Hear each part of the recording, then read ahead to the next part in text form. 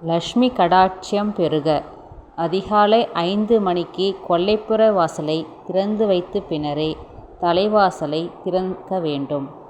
அதிகாலை விழித்தவுடன் பசுவையாவது தன் முகத்தையாவது அல்லது தனது உள்ளங்கையாவது முதலில் பார்த்துவிட வேண்டும்.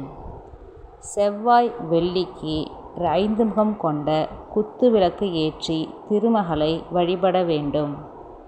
வீட்டிற்கு வரும் சுமங்கலி பெண்களுக்கு குங்குமமும் தண்ணீரும் வழங்க வேண்டும். அவர்களுக்கு மஞ்சள் கிழங்கு கொடுப்பதால் பல ஜென்மங்களில் செய்த பாவங்கள் விலகி பாக்கியங்களும் பொருளும் சந்தோஷமும் பெருகும்.